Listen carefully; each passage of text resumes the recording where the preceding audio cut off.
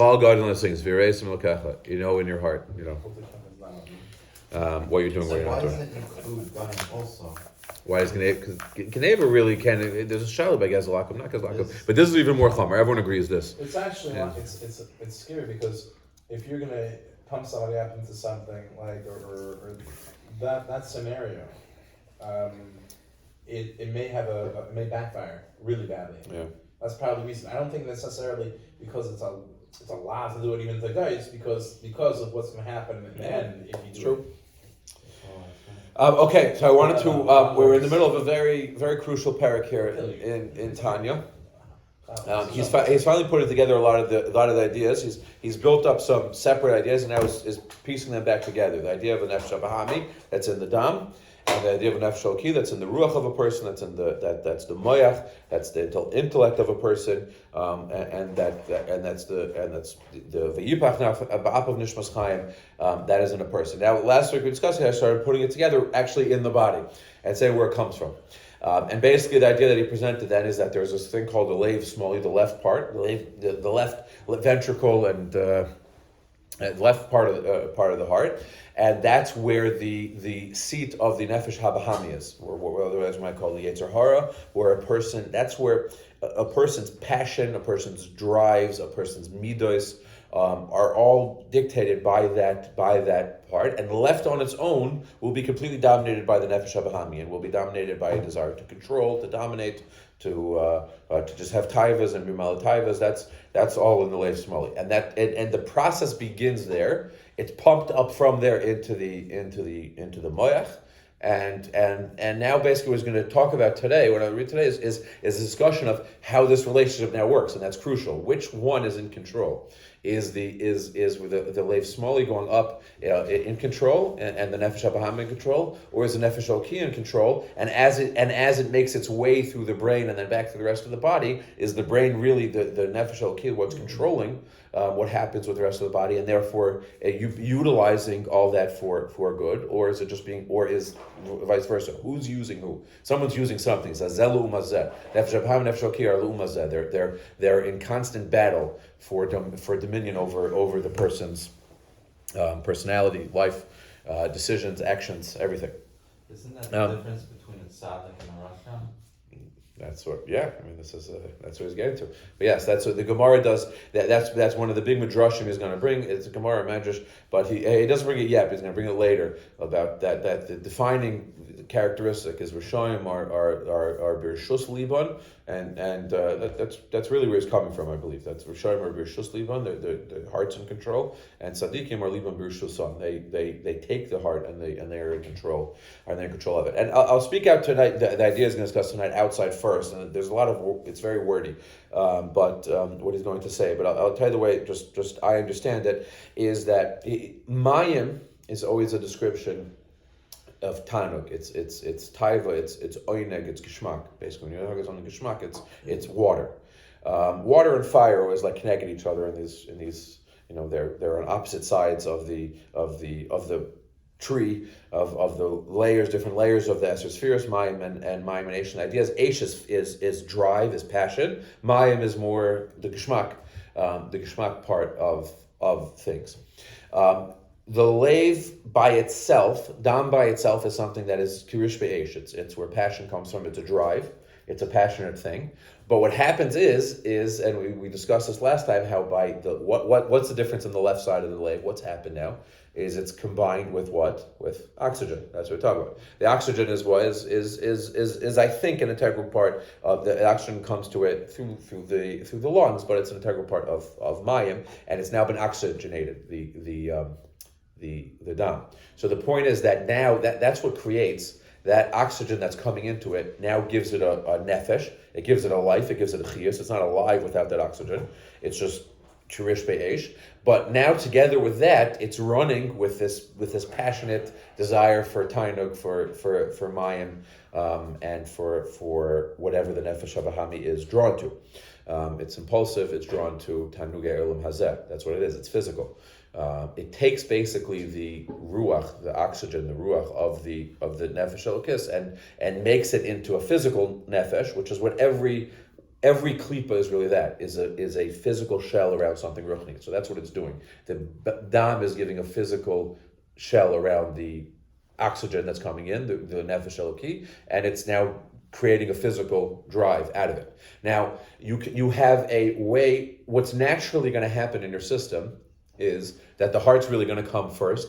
It's going to pump up to the brain, and the brain's just going to go along with whatever the heart is doing. That's kind of the natural inclination of a person. And then it'll go back in through the right ventricle of the heart, which is kirish ve'esh, which is fire, which is just dam. It's not oxygenated dam, it's passion. Go back into the left, and that cycle's going to keep going over again, and you're going to be brishus liba. But a person has an ability to stop that cycle and to rewire it, where when the dam comes into the moich takes control. And the nefesh elokit takes control. Is like, okay, we are now going to work through this in a methodical, in a well thought out way, and we are now going to use you. We're going to use all the passion and all the desire that's in the heart, and repump that through the rest of the body. It's going to go into the leiv yamin, and it's going to become fire for love for Hashem. It's going to become passionate love for Hashem. It was what starts as an intellectual process, right? Love, as it describes, ahava comes from it's at its inception, at its beginning, it's an intellectual process. It's something you, same way if you're going to get married, you're going to have a relationship with someone. It begins as an intellectual process, but then finds its way into the passionate drive of the heart. And then eventually, if you have enough of it, and it's in control enough, it can even begin to control the whole left side, the nefesh habahami as well, and start using that, and be in control of that for good, and cut the process off before it begins. You understand? Where if the moich is enough in control, by the time that dam gets back into the leiv smoli, it's in control of the moich, and it's ready to roll now. And now you're ready to use that the same way in the natural order of things. The leiv smoli, the nefesh habahami, is in control because it begins it. If the moich is able to stop it, the nefesh elokis is able to stop this process, it will now cut it off at its source and say, okay, by the time you get into leiv smoli, I'm in control, and now begin using the nefesh habahami for its purposes. It says both these things are connected to each other. The body is a city. This is a mashal from Shlomo Melech that has shnei malachim nulchamim al rachas. Two kings are fighting over one city. Shekol echad eretz l'kosher. Each one wants to conquer it. V'limulach to be the melech on it. By the way, the word melech is very important here. Melech, what in throughout Torah's Kabbalah, melech is moyach leiv. What's what I'm looking for? Melech, leiv, and kaved, liver. It's the brain, the leiv, and the liver is the dam. So it's the combination of the two. You got the dam, which is the pure dam with nothing else in it. The leiv is where the dam becomes nefesh bahami, and you've got the moyach, which is the brain of a person. Melech starts. It's the process where the moyach is in control. Moyach, leiv, kaved. It goes from top down. Okay, it's a famous chazal. I'm not getting into it. The liver is something to do with intellectuality. Yeah, well, the liver's just pure blood, no? Spoken about before. No, there is actually there is saying that the liver, the kavod, is where very powerful thoughts come from. Yeah, It's not from the head. Interesting. It's from the liver. That's what they said. Really? One of those has that's what they say. I find it scientifically that's very interesting, but it's generally looked at. It's referred to Chazal as mamash being dam, the liver, but it's even a child if it's fleshik. And it's not so partial halacha, liver is fleshik. It might even be straight blood. It might be part. So Yeah, if it's I not so decide partial. Hannibal Lecter, I'm good to be making nothing, right? Yes. Anyway, fine. So both these kings are fighting. They both want to be in control. They want to be deciding what happens here. So too, the godly nefesh and the physical one, that has that physical klipa around it. That's oxygen in the blood. Milchamazus, who are fighting with each other, al guf, over the body. V'cholevarv and all its limbs. It wants to be in control. Umani goso, it wants to be deciding. All the Ivarim should be just working for its purposes, to its ends. They should mevatel themselves to it. Legamri. Umerkava, there should be a chariot for it. What he's adding with Merkava is a little bit off topic right now, so we'll leave it. But he's saying that everything is basically there to serve the moich. That's what it wants, to serve the nefesh elokis. They should be, the Ivarim of the person should become a garment for all the midos that are good. The gimel v'shalanal, the three levushim, they should all become levushim of the Ivari Guf. The three levushim, remember, are machshava, dibur, maisa, thoughts, speaking, actions. They become garments for the Ivari Guf. Basically, you just be a clothed in nefesh elokis. The body should just be infused, should be full of things that are the nefesh elokis's desire, and nothing should pass. No foreign entity should pass within it. The hainu. What does he mean? Plus moichin shabarosh. All three parts of the brain should be filled with chabad, with chachma bina v'das Hashem nefesh elokis. Sheichachmas Hashem, the wisdom of Hashem, will be also an understanding. This boinu begadlusa to misboinu legadlus Hashem asher in cheker vein soif ulahoylin mehen ayidei adas hayir b'moichay. Ayidei the das, it should be moiled fear in his moyach. But upachna Hashem belibo, and then it should go down to his heart. The fear of Hashem should go down to his heart. The avas Hashem should be k'eish bar belibo. It should be a fire. That's all in the right part of the heart. That it should be passionate now. Your avas Hashem and your moyach is going to start off as something that's cool. Ava always could start off as something that's cool. It's going to be mayim. It's going to be something that's intellectual. But then when you have that, if you take the next step, you get it into the heart. It becomes passionate. It becomes full of fire and life to it. Lias nechsef to desire v'gam kol nafsho, his nefesh should just be ending in chashecha v'chavetzel l'davka boy be'ein soif baruch hu to misdavik to b'nei shalom b'chol lev nefesh with its entire heart and his neshama u'ma'oid me'unka delibo from the depths of his heart shebechalal hayimini, that's on the right side sheyeh toicharot of ava, it should be just it should be completely lined with avas Hashem. Mole v'gadish, it should be full. V'gadish means it should be like it should have that heaping pile on top of it. That's what gadish means. Asher tispashin, until it spreads gam l'chala smoli into the left side. To be achve, to bend that, to bend the sitra acher, which is the side of mayim haroim, which is the side of oxygenated blood. Shehi hatayva, that's desire that comes from the klipas noiba. That l'shanoisoi lahavcha, he wants to change. His mission is to change and to turn over the left heart from tanuga olam hazeh, from just desiring things of this world, physical things, to desiring avas Hashem. Like it says, b'chol levavcha b'shnei yitzirecha, you're supposed to serve Hashem with all your heart. What's all your heart? Both yitzers. But your Yetzer Hara, what's the Yetzer Hara? You see, it's Yetzer Hara to him. It's not a devil sitting on your shoulder. It's the left side of your heart. It's the most personal thing it is. But it's the left Shabahami that's within you, and you have to take that. That is the Yetzer Hara. You have to take that and serve the Rebbeinu Shalom with it. The Hainu Sheyala v'Yavo, you should elevate and you should bring v'Yagin, you should reach to the Madrega of Ava Rabba, Ava v'Chiba Yisera. Madregas avas azba kirish be'esh. He's saying there are three dargas in ava. This is a very important point. There's an ava that's just intellectual, that's cold, it's mayim. It's not. It starts as an intellectual thing, but then will just die there as something cold. But then it can go down into the right side of the heart. It becomes fiery. It becomes passionate. But that's ava avza, that's strong ava kirish be'esh that has a fire to it. But then there's ava rabba, then there's a real ava that chiba yaseir that grows from physically feeling attached to something. That only comes when the ava extends to the nefesh abahami, to the physical, because that's where we feel things for real. And we feel it's really part of us. When it can extend into that nefesh habahami, that's when the ava becomes a real ava. And these are three steps in any ava. There's an ava that it begins as something intellectual, it begins as a list of things that hit all your desires, and then it becomes something more passionate, and then eventually, hopefully, grows into an ava rabba, to something that's really real, that's part of you, where it's just you're in sync, you're one and the same. There's no difference. It's just like another limb of you. It doesn't start off that way. It only grows out of hard work. V'hi anekres is because of ava b'tanugim. This is called loving Hashem with pleasure. That's lisanig Hashem. You can't, when your ava is just in your moach, it can't be pleasurable, because it's just an intellectual thing. Only when it goes through this process can now become pleasurable. One second. What becomes pleasurable? When ava becomes something physical that you really feel in you, when it becomes a physical part of you, then it can be something that you really enjoy. You enjoy the avas Hashem, and then everything you enjoy physically together with your Baruch can be part of that.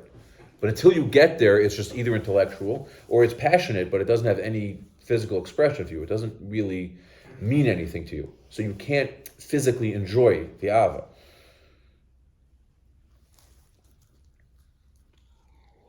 Obviously, he's right. You physically enjoy physical experiences, Right. right? So, meaning experiences will trigger pleasure senses in your brain to actually enjoy something. Right. But when something, what he's saying is that when something doesn't speak to your physical, the physical side of you, it's not going to be enjoyable. But at that moment, either it's the right side, left side, whatever side of the heart, at that moment, you do love it, even though it's not that third level, top level love, you're still going to feel it because at that moment. But I think he's saying it's not going to be a tainug. It's not going to be a physical pleasure that you're going to enjoy. It's going to be something. It's going to be an experience. You may like it. I don't think he's saying no, but it's not going to be a tainug. It's not going to. It won't trigger the physical experience of pleasure until it's something that speaks to you physically. Or even at that time. I think he's saying even at that time it won't be. Right. So that's what I'm saying. Like I'm not. Meaning, even though you can enjoy anything intellectual, right? You can really have enjoyment from everything, but that's all because. But also thoroughly enjoy it. I think that's all because it speaks to your physical side. Also, if it doesn't speak to your physical side, if your physical side is like no, like I want nothing to do with this brain, like you can think about this stuff all you want, but it just doesn't speak to me, you're not going to enjoy it. It's because it's part of you that it speaks to your physical side as well that you now enjoy it, and you can enjoy it just as much as eating something. It still doesn't mean you got to that third level of Ava yet. I don't think he's saying. I don't think he's saying. I don't think he's saying you need to. I don't think he's saying for an intellectual experience to be physical, you have to get to the third level of ava in anything. Meaning, if you enjoy hearing a shiur, I don't think he's saying that for that to be pleasurable, you have to have such an ava that you're there to ava rabba v'chiv yisera. But he's just saying something like ava of the Rebbeinu Shalom, that is a completely esoteric thing. Until you make it something that speaks to you as a person, as a physical being, it's not going to be pleasurable to you. I think it's going to be not as pleasurable. That's what I'm saying. I'm not saying it's not going to be like, I don't get that it's not going to be pleasurable. It's not going to be as pleasurable. You're not going to get the full pleasure out of it. Sure, you're still going to get pleasure out of it. A guy who doesn't know how to drive a race car could still go 150 and he's going faster than he's ever gone in his life. I think the reason is only because on a certain level it does speak to your physical self. Great, sure. Still at that point, you're still not a Havarabba, and it's still speaking to you physically. So on some level, okay. So maybe okay. I think you are right when I say that there are levels to it. It doesn't have to be all the way, all or nothing. But okay, I just want to wrap up this perek here. That the idea is saying the kedusha nefesh elokis is supposed to be mahapech the toiv the bechinas hamayim shem nefesh habahamis, the desire for physical pleasure of the nefesh habahamis. That's where all the desire you have for Tanug El comes from there.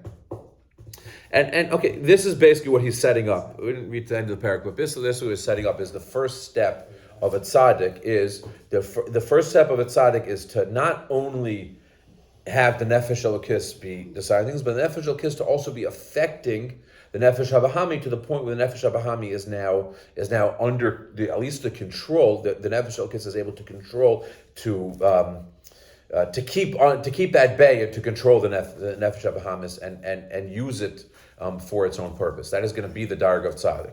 And what he's going to set up as we go through now these next few prakim is basically that most of us don't hit that darga. So therefore most of us are in the darga of Beinanim, where our nefesh habahami and our nefesh elokis are just constantly going back and forth. And this one may be winning today, but then the other one's winning tomorrow. You're only really a tzaddik by definition of Chazal. Now, I'm not talking about the definition of the din lasted love or the din of Rosh Hashanah. Those are different things. But the tzaddik, as far as the definitive factor that Chazal are discussing, is somebody who his nefesh elokis is in complete control.